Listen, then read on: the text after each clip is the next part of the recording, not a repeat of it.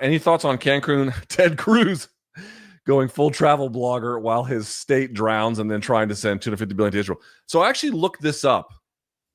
I can't find anything where he's trying to give $250 billion to Israel. Now, of course, he's been a giant booster of their military insofar as any votes have come through Congress that he had to vote on. But I've not seen any action. I mean, that might be fake news that he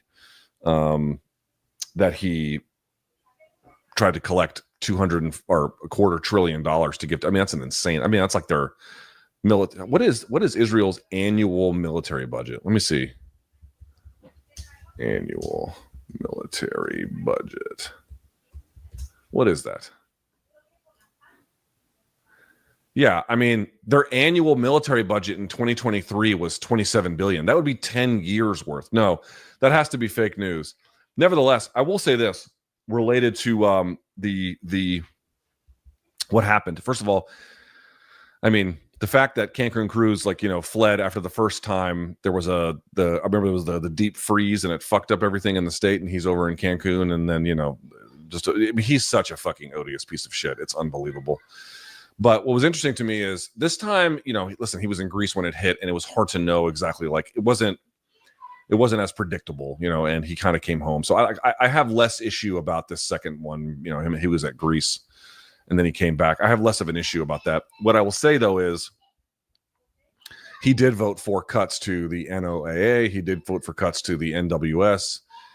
And what is so interesting to me about this is the reporting out of Texas related to the weather there and the disaster that happened in Kerr and the relevant counties on the Guadalupe River.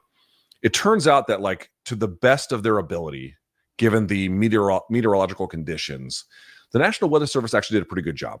I mean, it wasn't perfect. It could have been better, of course, but they really are not to blame. And if there's any kind of issue, it was in getting the alerts about this to the relevant parties, and that didn't happen. And in fact, when you actually dig into the details, it turns out that under the Obama administration, they tried to send federal funds to this city and county to build an emergency management system with sirens on the river, and they didn't use it for that. In fact, they rejected the money. They used it for other things not related to emergency management or flood detection or anything. Because they just didn't, and then under Biden as well, like it's the state and local authorities were the ones that actually had the issue. But this is my basic, simple question to everyone. If you wanted to say that actually, no, that some of the early reports that the Doge cuts or whatever, not that those cuts don't go into effect until August, but like I think they laid off roughly around 600 people, including people who are liaisons between the National Weather Service and the local officials who are involved in emergency management. My question to everyone would be quite simply, if you want to exonerate the National Weather Service, who is still operating under a budget that was approved before Trump got here, and you want to say they did a good job, what would be the argument now that the cuts that are coming are going to make people in Texas or frankly anywhere safer?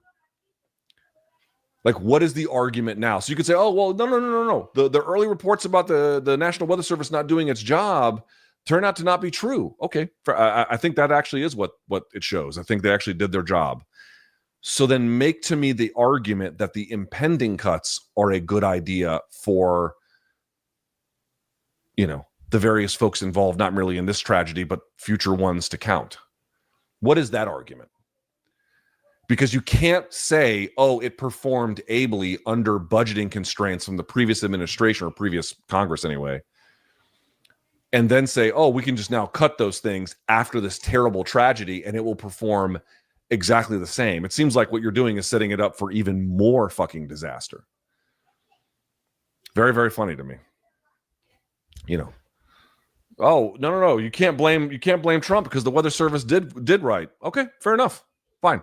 Then why the fuck are we cutting things?